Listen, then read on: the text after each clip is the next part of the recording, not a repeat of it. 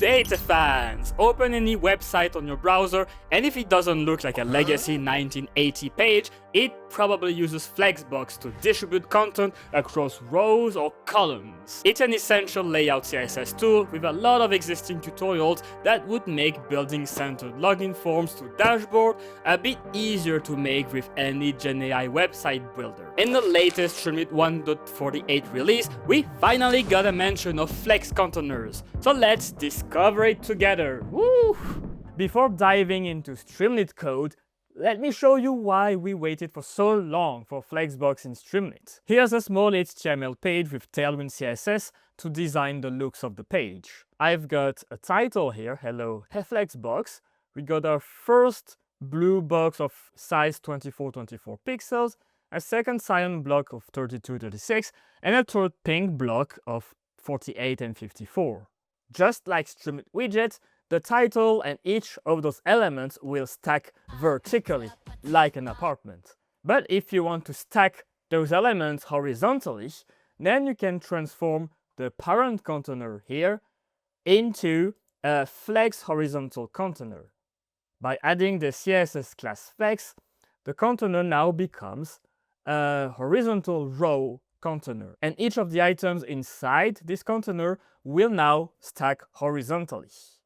Now you can control the Flexbox properties of the container and the items inside the container. For example, I don't like how each element are romantically close to each other, so I can split them apart using the gap property. Let's add a gap 2 pixels, and here you will see 2 pixels between each element. And I think 2 pixels is not enough, so I'm going to put 8 pixels.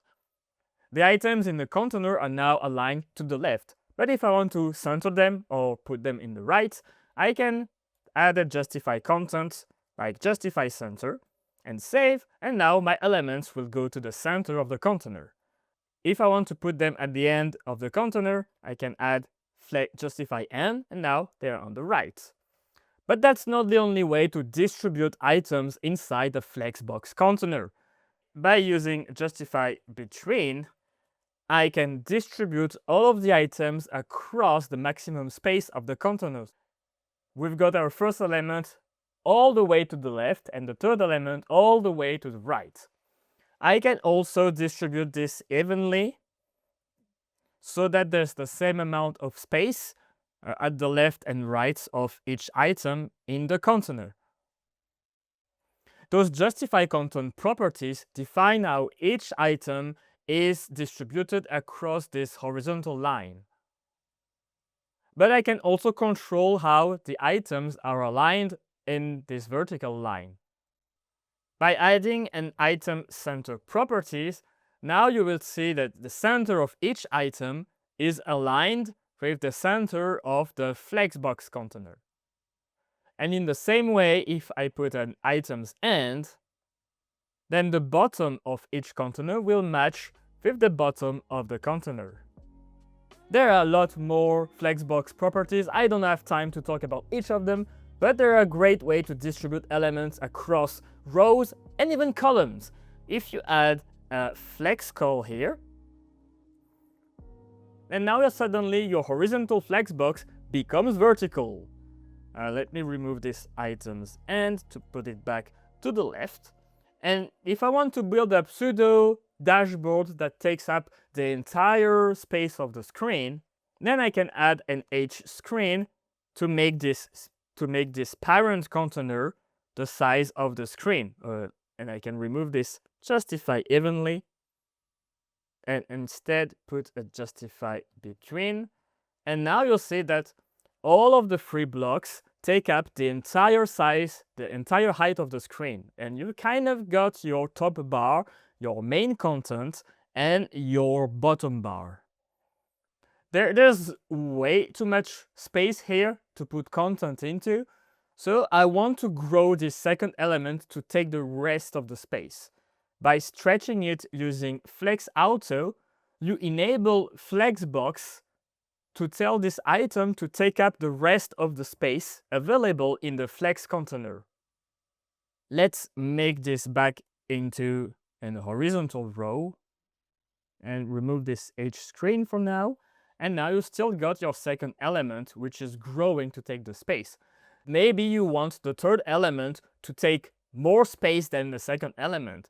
So you can add a flex 4, for example, here, and remove the flex auto to put a flex 1, so that the third element takes up, I think it's 4 times the available space in the flex container than the second one. So that even the second one, even if it has an initial space of 36 pixels, it's going to shrink to take a quarter of the space from the third one. I think this is the mathematics. Hopefully this is it. But just realize that you can control the space taken by each element independently inside the horizontal row. Let's remove those flex attributes here and go back to a normal example. Let's remove this space. And finally, if you want to, you can push this third element to the right of the container and keep the other items on the left. For that, you can add an ML auto so that all of the margin goes to the left of the third container, so that it pushes the third container on the right and you have 2 other containers on the left. So it kind of looks like a top navigation bar with a logo here on the one, kind of a logo here, and then here you can have the title of your app, and here you can have the sign up and logging buttons. When you know Flexbox, you can do 90% of the layout that you want to do. So when you have Flexbox in Streamlit, then we will be very happy. Let's see what layout primitives we have in Streamlit. Here's my Streamlit run streamlit_app.py file with this title here becoming this title in my web app. And now I can add my st button of hello, oopsie, of hello, maybe an st text inputs of with what is your name, and finally a text area, what do you like in my YouTube channel. Let's see like this. And now you've got your title and then your button, your name, and what do you like in my channel, all stacking vertically, just like before. Now we build a main container. Main container equals st.container, and let's make this container horizontal. Now put all of those children inside the main container. So first one, second one, and third one. Now we've got our main container here. Oops, not here, but here. Main container with 3 children. 1 children, 2 children, and 3 children.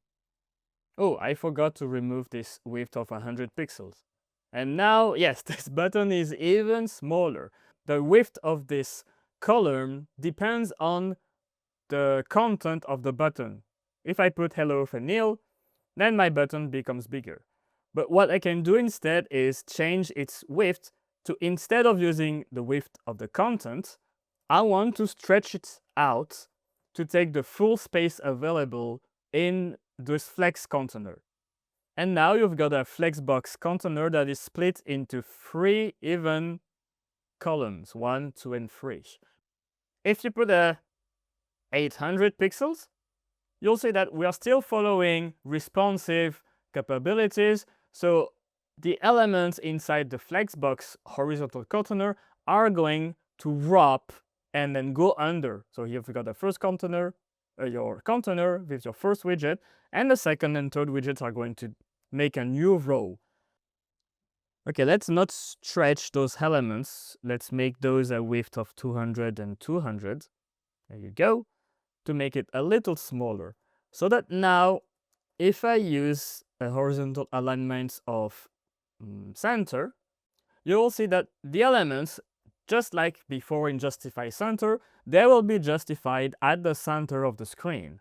I can put, what other arguments do I have? I can put them at the right, so I can push the elements to the right of the container. And finally, I can distribute them evenly across the container. So now you've got as much space between the first and second than the second and third widgets. This distribute argument is super cool, because if I put those 2 elements here, if I put them in a new container, like with st.container of horizontal equals true, and I push those two in there, you've got your Flexbox container with two containers. You've got this first container and this second container, and both are distributed evenly across the parent container. So there will be space between those two containers. So here you can put a login button, and here you can put your logo and the title of your app. Yeah, this is the power of Flex layout when you know how to use it. Let's remove this and go back to our earlier example. You have horizontal alignment, but you also get your vertical alignment. You can align them at the center of the container or at the bottom of the container. How about we transform this horizontal container into a column one? By putting a horizontal false, you now have a basic container. This horizontal alignment distribute doesn't do anything. We put center, and now you've got a container aligned at the center of the app. You can even put right, and that will push everything to the right. The center thing is a little strange. I mean, if you put it like this, you may see it's this button, this text, and this text, because we've got different widths. So maybe we can add a width of 200 here. Okay, if you write a header like login form, you will see that this login form, why is it like this? Well, this is because this login form right now has a stretch width, whereas those buttons and text input have a width of 300. So if you want this header to, again, be at the center here, then you need to put it a width. For example, a width of 200. And yeah, this looks nice. There's a strange thing you may have noticed. You see this vertical alignment bottom? Maybe you were expecting this to push all of this container to the bottom of the app. But right now, the height of this container is inherited from the parent container. But the parent container's height is dependent of the content. So there's no fixed height to distribute the elements to the end or to the middle. You can change this by adding a height to the container. So if you put a height of 500 pixels, now you get a border to visualize the container. And you can remove this border because I don't like it. And this pushes the elements to the bottom of the container. And now I can put this in the center. Maybe if you want to visualize it, you can put it to true. And now you've got your Flexbox container here with the content aligned in the center horizontally and aligned in the center vertically. Which means you now have, let me remove this Flexbox. Yeah, you have something that looks like a login form. We can finally solve the how to center a div in Streamlit very easily with Flexbox. This is your exercise. Are you able to recreate this centered login form by using everything we did previously? I will leave you with 10-15 minutes. Take your time, review your notes, code it, and then come back to this video when you're done. I'll see you around later. It's time to recreate it from scratch. I will remove everything. First, we create our main container. So this is the container. I want the alignment to be at the center and the vertical alignment to be at the center. If we give this a height of 500, now any element that we put in this main container is going to be at the center of this 500 pixel high and full stretched width container. There's a way to visualize this. If you want, you can add a key to this container, and this key will be transferred as a CSS class of this container. You can target this CSS class in a new st.html method. So here we add a style that closes, And then we put our st key form, this form being the form here of the container, and then put a background color of pink. And now we've got a pink container. Create our main content container inside. So this is a new container, and maybe let's put a width of 400. We want this content container to be inside the main container. So now we've got a fixed width 400 container inside our main container. In this content container, we can put our different elements. We start with a header, which was it our login form? I don't remember. Here is our login form. We got our text inputs, which is your username, and then your text input of your password with a type of password, so that when you type in there, it's a password, and here it's username. And then we want a button. So I think there was a submit button, or was it a login? It was a login button. And there's going to be a sign up button. Okay, let's make this a primary button, so that it takes the primary color of my Streamlit application, which is defined in the settings here. In the primary color is my favorite green. Those two buttons here, they were in a horizontal container. So we need to create a horizontal container here. Create let's call it button row. This is a horizontal container. And then in this button row, we put our two buttons. Maybe let's leave a little bit of space. Let's do it like this. Let's do up. Give a little space between our buttons and our container. So actually, what you could do instead is new container. So you've got a container, and then you put 1, 2, and 3.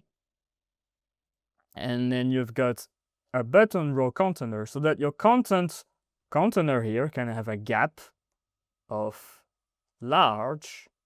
And now you've got a large gap. So let's have it medium. So now you've got a first container here and a second container with a medium gap in between. Maybe we can name those better. Field container equals st.container. Make it a little bit easier on the eye. And then let's remove this and put those in the field container. Up. Let's go back here. And yeah, this is a little easier to follow. Let's rename this to row. No, container was nice actually. And finally, this button row. Well, I think if you remember, this sign up button was at the right of the container. So here we can add horizontal. This is the button row. And then we put, what was the name again? Having horizontal alignment, distribute. Yeah, you got your login form. So here you've got your main container, which is the pink container. At the center of this pink container, you put a content container. In this content container, you have two containers with a gap in the middle. In the field container here, you put 3 widgets.